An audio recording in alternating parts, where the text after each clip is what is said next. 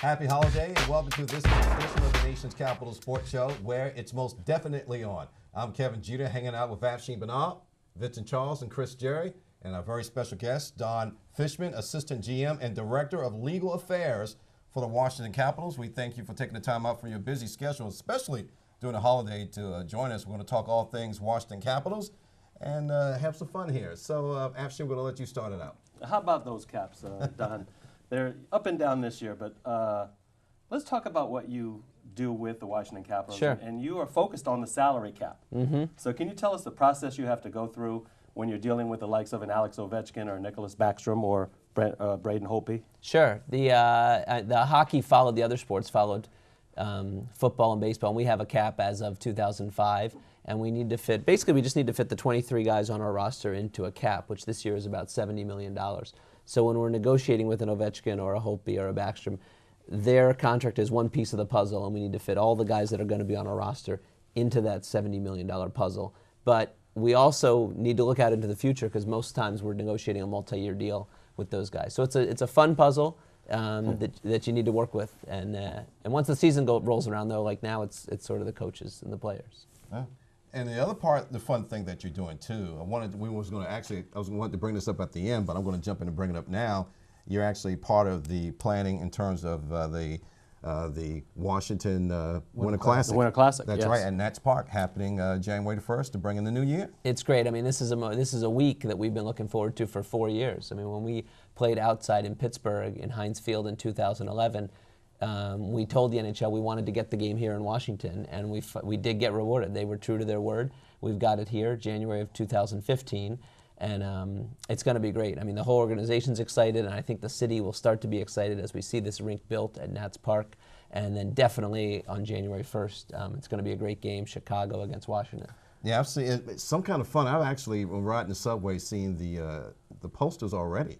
Yeah, yep. Joel Ward is on one of them. That's yes. pretty cool. Nice. I wish someone wasn't looking. probably would have took the poster. I digress. I like Joe Ward actually is one of my favorite players on the team, but I like the fact that what they are doing is bringing one of the original six in, Chris, the Chicago Blackhawks, coming into Nats Park to play the Capitals. Well, so the selection of the team was such an interesting process, because I think most fans and onlookers thought we'd get Pittsburgh or Philadelphia, one of our more natural rivals. But I think the NHL, we were so bullish on our fan base that we could sell all these tickets and sell out Nats Park on our own. We didn't need to bring in a Philadelphia or a Pittsburgh to help us sell tickets. So they brought in Chicago, one of their marquee names, but obviously they're not going to bring a lot of their own fans from Chicago. It's going to be a Washington Capitals crowd. I think you're going to be really amazed when you see the crowd. It's going to be 40,000 people in red, but not that red. Well, some of them might be in that red, but a lot of them are going to be it's going to be in this red. And I wore this to impress Don. I'm rocking the red in my Capitals baseball jersey, you know. So, Don, if you can expand, you know, when they first announced that this game was going to happen, how did the Capitals come to the decision that it would be at Nats Park and not at FedEx or at RFK Stadium? That's a really good question. I was lucky to be part of the process. But the NHL came down probably about 10 months ago and toured Nats Park, RFK, and even toured FedEx. FedEx was a little bit more of a problematic choice because the game is played on January 1st, and the NFL season, of course, runs all the way through that weekend of January 1st, 4th, well, right around January 1st. So they would have needed a lot of cooperation from the NFL to put the Redskins on the road and sort of make the dates work, because they've started building out the rink at Nats Park on December 15th. Okay. So FedEx was a little bit more complicated. But RFK, the NHL seriously considered it. It would have given the game better sight lines probably, because RFK is more of a vertical stadium. It would have given the game an old school feel. For Washingtonians like myself. It would have been really neat, and I think it was a close call. In the end, Nats Park is a more modern facility, and especially in the cold of January 1. We've been at RFK on January, in a cold December or January day, and it's cold. So it'll be nice to be at a modern facility on January 1. Hey, Vincent. With this Winter Classic and with Chicago coming in here, how is the game divided as far as gate receipts, profits going? How is that pie divided? That's a good question. The way the NHL does it, this is a marquee event for the league. They've done it now for about 5 or 6 years, or maybe it's 7 or 8 at this point. Huge television ratings. The NHL really puts on a great display on the ice. You're going to see a magnificent display, not only the rink itself, but around the rink. So the NHL takes over this event. They literally buy the game from the Capitals, and then they take charge of sort of everything, ticket sales, everything. Now, they then gave us back tickets to sell, but the NHL is the one that puts it on, makes a profit, so to speak. They relied on us to sell the tickets, but it really is an NHL event. They just bought out the game, the home game, from the Capitals. So they would see fit as far as how much money the Caps would get or how much money the The Caps, Blackhawks we would get. got our gate receipts, so to speak, because they literally bought out the game from the Capitals. So it's really an NHL game right now. The Blackhawks don't receive revenue from the game, and the Capitals don't really receive revenue. Okay. They already bought out the game from us based on what our average home game receipts were. And if you're just tuning in, we want to remind everyone that this is the nation's capital sports show via Arlington Independent Media, AIM, Comcast 69 and Files 38. I'm Kevin Jeter with Afshin Bernard, Chris Jerry, and Vincent Charles, and we have Don Fishman with us. He's the Assistant GM and Director of Legal Affairs for the Washington Capitals. So Don, moving away from the Winter Classic, down the line, what do you see with the NHL in terms of future TV contracts or things like that? I mean, how is that going to go? Was it a 10-year agreement with the players, or was it maybe I'm getting it confused with the NBA, but I think it was a long term. The NHL just finished a CBA. We had that shortened lockout in 2012, and they did a long-term CBA, and the NHL actually also just renewed the television contract. Okay. So down the line, the NHL, you know, they went away from, if people remember, they went away from ESPN in 2004 and went to Versus. And at the time, it was probably criticized because Versus did not have the reach, obviously, that an ESPN has.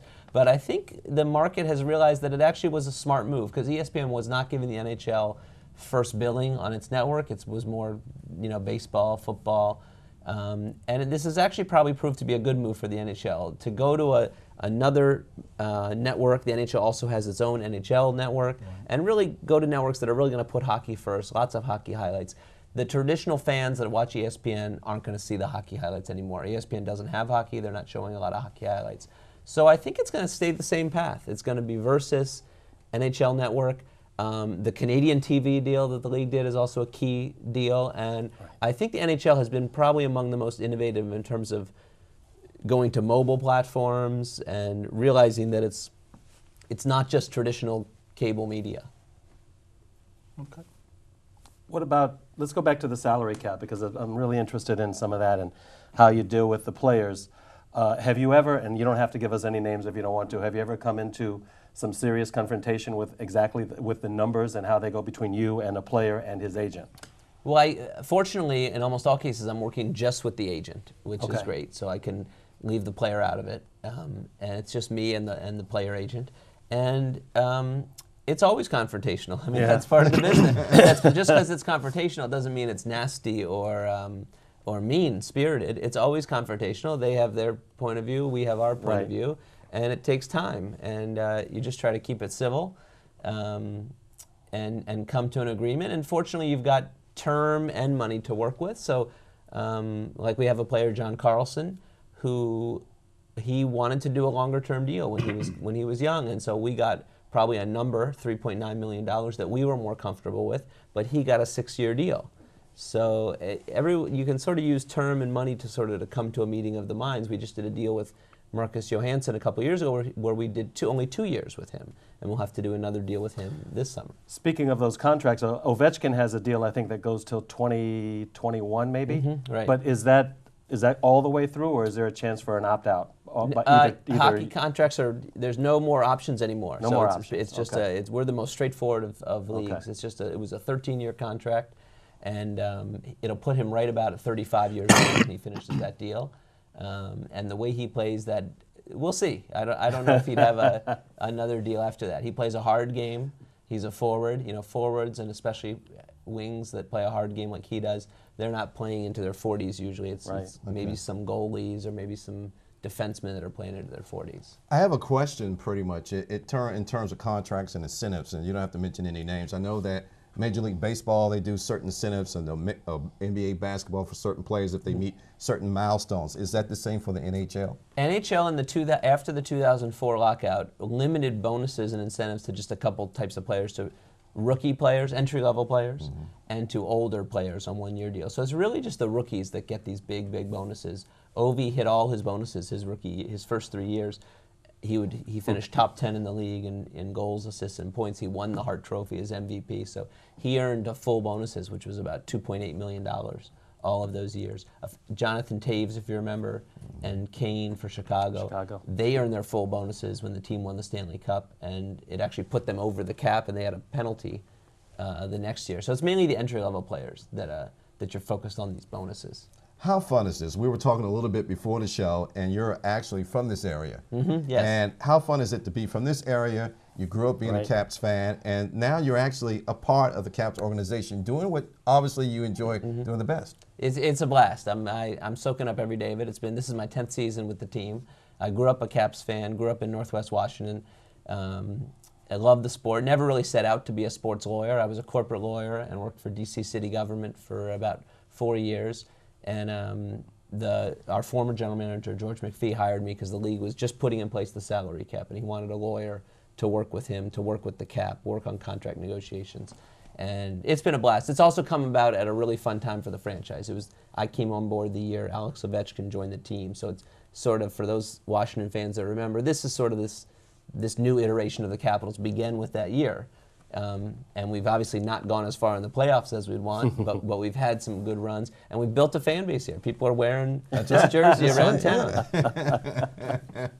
You know, I want to go back to something, because when you started talking about the different TV networks, it jogged something in my memory, and that is, there's this talk that Monumental is perhaps at some point going to have its own network and its own television channel. Can you tell us a little bit about that, if that's going to happen or how that will work? I think it's just among for those of you who don't know, Monumental's the entity that owns the Wizards, the Caps, and the arena.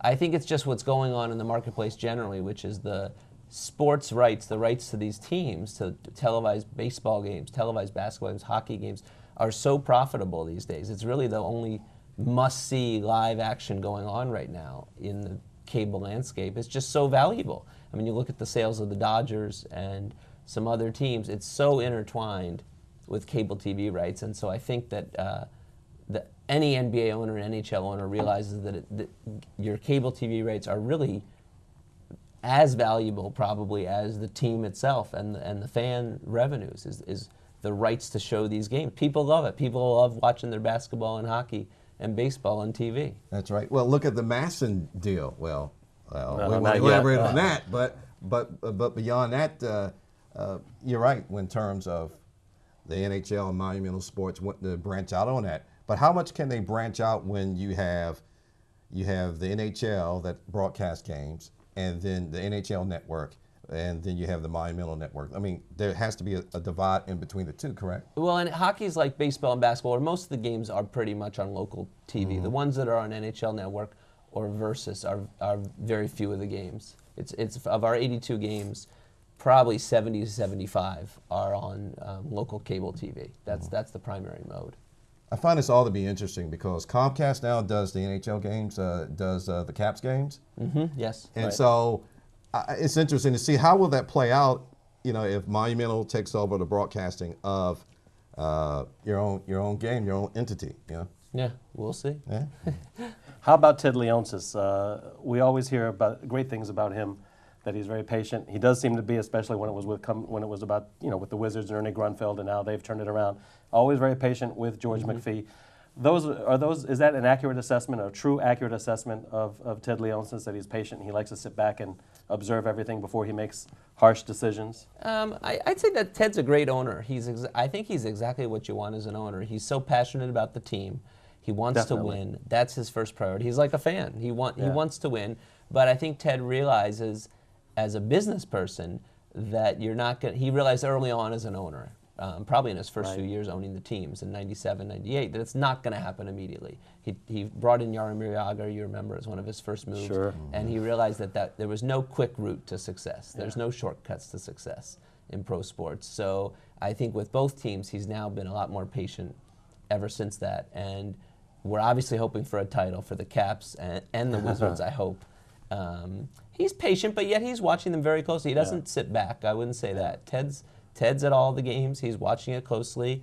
But I think he's made a concerted effort to try to be patient. And that patience that's flew over, has meshed with the Wizards, as you mentioned that, because Finally, yes. oh well, I can speak for myself. Yeah. And I was telling Don, I used to be a little bit critical of the Washington Wizards, but I sat back and saw the maturation of John Wall, Bradley Beal, and the other pieces that they brought in. It kind of reminds me of this team of circa 1970, in the 70s, when they had the Joe Pace, the Larry Wright, and they had Wes Unseld, Elvin Hayes. Yeah, those are great players. You know, running one-hander, Bobby Yeah. Dandridge. I mean, I gotta kind of like what I see with this year's Washington Wizards, and it's a great process. We haven't had two teams in the playoffs in Verizon Center for a while.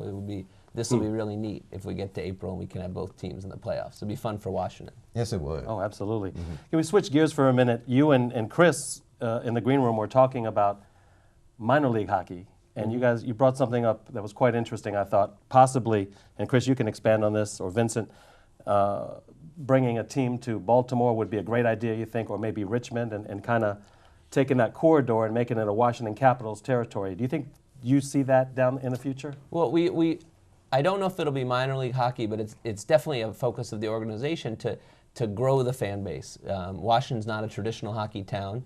Hershey, Pennsylvania is where our current minor league team is. Baltimore actually has a rich hockey tradition. We've played a couple minor league games there. We talked about Richmond has a hockey tradition. Right. It would be great, and I think we have done it as this team has grown over the past 7-8 years. We've got hockey fans from Hershey. If you go look on a map, from Hershey to Frederick to Baltimore to Washington down to Richmond following this team. It will be nice to grow the sport and get some minor league teams or college teams in these areas. But we definitely want to grow the fan base. We don't want Washington just to be a beltway team. Okay. Something that's always interested me in terms of local sports here, I know that the Nationals have a urban or local presence in bringing youths who would not normally be interested in playing baseball. How does the Capitals stand in terms of that? We do a lot with the local hockey community.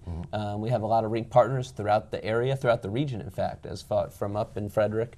We also work with Fort DuPont Ice Arena, that you know is across the river, has its own hockey tradition, you know, dating back from really the time the Caps were established in the mid-70s.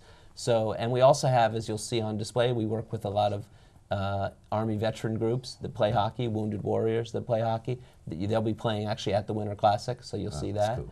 So it's a huge effort for the league generally. The league does a lot in New York with the New York teams in Harlem, and the Caps do it here with Fort DuPont. When you talk about these outdoor games and the Winter Classic being so popular, what do you think about the idea of having a few regular season Capitals games outdoors, or even in the minor leagues, having minor league games outdoors? The fad has really caught on. I mean, every year the AHL does put on a few games outdoors. There was even a team in one league a few years ago that did try to have regular games outside. It would be neat to see. I wonder if the NHL would ever allow the teams to put it on their own and do one a year. That would be a neat step.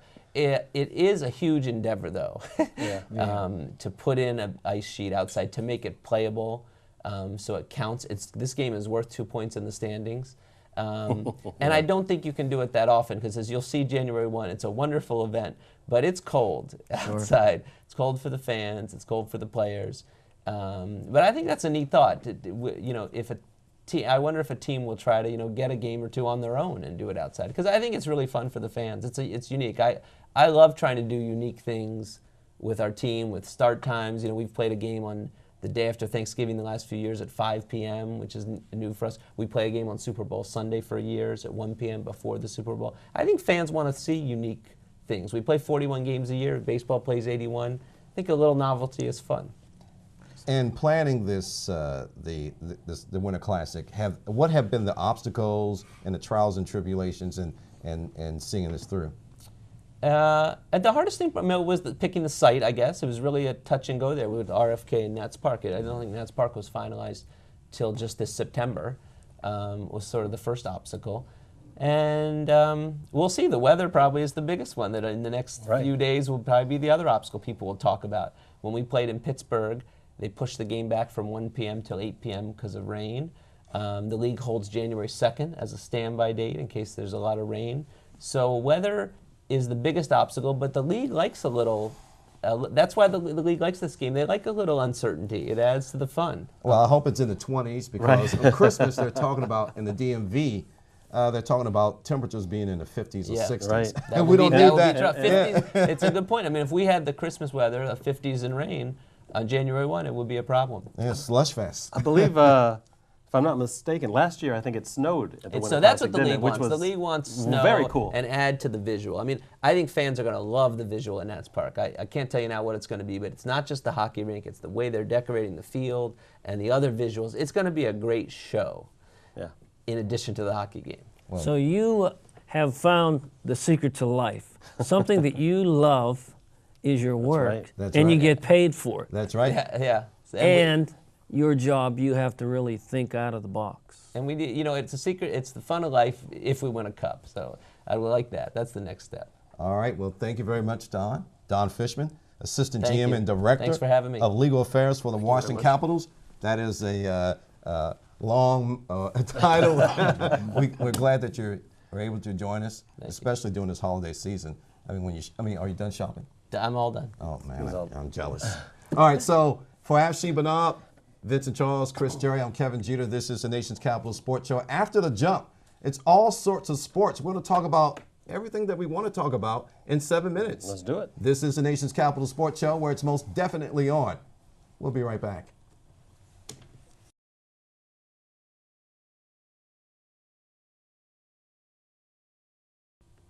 Welcome back to the Nation's Capital Sports Show, where it's most definitely on. I'm Kevin Jeter with Afshin Bernard, Vincent Charles, and Chris Jerry.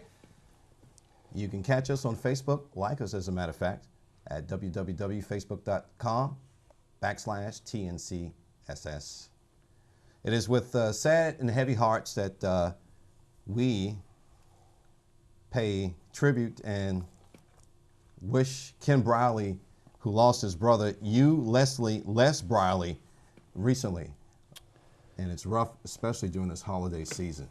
And you was a devoted Burgundy and Gold fan. Yes, he was. Yes, he was. And I know he will be wished or missed by many. All right. Gentlemen, let's talk about all sorts of sports. 7 minutes of what we enjoy talking about the best and the most, and that is sports in the DMV.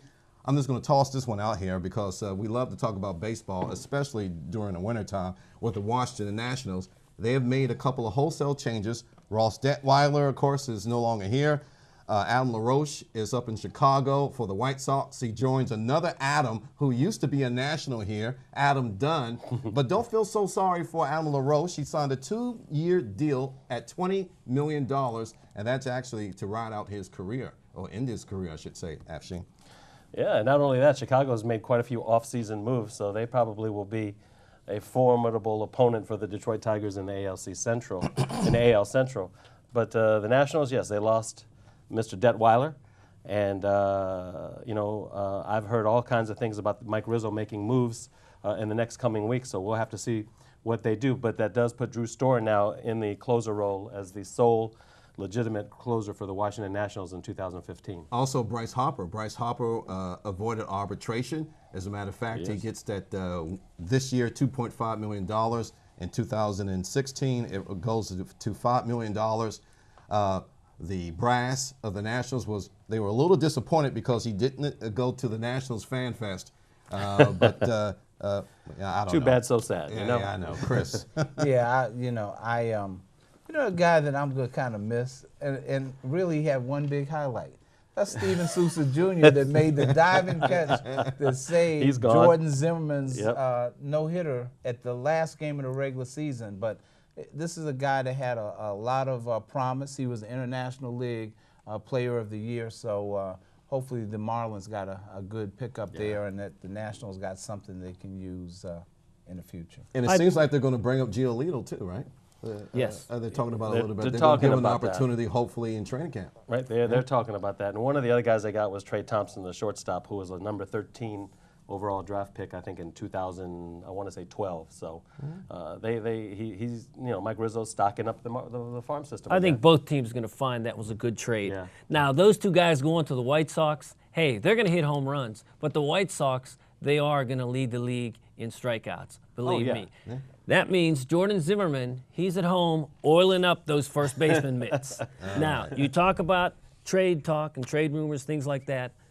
We may see Tyler Clippard get dealt away because there's only so much money to go around, and the Nats have to sign a lot of people in the next few years. That's right. So let's move on because we only have 7 minutes, sir. We want to talk about a lot in 7 minutes, so we don't want to make this a Washington National segment. Chris. So, yeah, well, as you see today, I have on my DC United shirt. And so yes. The long quest for a stadium in the city of Washington for DC United looks to be almost home with the deal that the DC City Council agreed to spend up to $150 million taxpayer money. I'm a DC resident. I ain't too happy about that, but maybe the stadium is finally going to come. There's a few things, hurdles to jump. One of is the land acquisition, but supposedly the city gets the land acquisition, and then what happens is the team will build the stadium maybe by 2017. And Buzzards Point is actually going to be the site? Buzzards Point, for folks who don't know where Buzzards Point is, if you look at a map, you'll see Fort McNair. It's the area between Fort McNair and South Capitol Street, and that general area across the street from Nationals Park. Yeah, it's not too far from Nats Park. So if you build it, will they come, Vincent? I think they will. I think it'll be a great thing for DC United, and then the field will be level.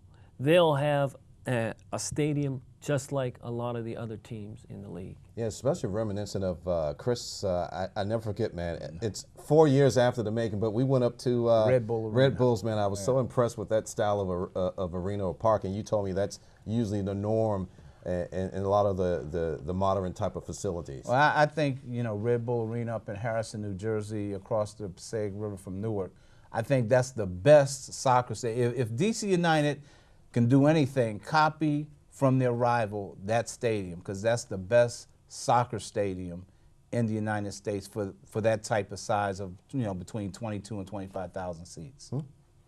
And that's a good thing about the soccer stadiums is that you're getting away from these big 50, 60, 70,000 seat stadiums that football teams playing, and now you have your own Kansas City. But it's going to take a little wait. Yeah, that's right. Right, 2017 is when it's going to open. Right, it's going to take a little bit of time, and it'll be down by Buzzards Point. So, and hopefully they'll have the infrastructure, the road network will be in place by then, that there won't be any of those hassles that we see, even when we still today go to FedEx Field, That's right. Well, speaking of hassles, let's talk a little bit about the Washington Redskins. Well, the Redskins, as of this broadcast, well, not as of this broadcast, but they created a little hassle for the Philadelphia Eagles, and that the Burgundy and Gold won one narrowly. Yeah, they did. They actually won one, and Robert Griffin III was the starting quarterback for Washington. So they won the 4th game of their season, and they have 1 game left, and that's against the Dallas Cowboys. And that game will mean nothing now because Dallas has already beaten Indianapolis. Quite a surprise. The Redskins protected RG3 very well. Alfred Morris had a good game running. But I'll tell you one thing. I wish the Redskins, when they make a routine play, would stop the dancing. Yeah. Okay? When you don't win like the Redskins, there's no need to be doing all that dancing. All right, we're going to let Chris get in here. No, I'll just say that the big Super Bowl win for the Redskins against Philadelphia, that's what it felt like. They were happy. That's right. So good for them. So I'm going to read one more email real quick. You guys answer. Lauren Shapiro of Washington, D.C. says that she enjoys watching the show. Her question is about basketball. Do you think that the D.C. area will ever put on a classic basketball series like the Big Five in Philadelphia? Real quick. No. It would be a great idea, but they haven't done it now. I don't know why they're going to do it in the future because, nobody seems to want to make that effort. But it would be awesome if they did. Thank you very much, gentlemen. All right, so our email address is info@tncss.net. You can watch the Nation's Capital Sports Show on AIM via Comcast 69 and Files 38, Sunday at 3 p.m., Monday at 9:30 a.m., and Friday at 9:30 p.m. It's been quite a year for the Nation's Capital Sports Show. 2014 came and went. We'll still have a couple more days left, but the good thing about it is we lived through a lot of the sports stories of this year, and we hope to create a different sports specter come 2015. I'm going to take a back seat a little bit. Afshin's going to be holding the fort. I'm going on a little bit to another venture, radio on part-time. So I can't be at two places at two times, but nonetheless, I digress. For Afshin Bernard, Vincent Charles, Chris Jerry, I'm Kevin Jeter. We thank you for watching and listening to the nation's capital sports show, where it's most definitely on. Happy holidays and take care.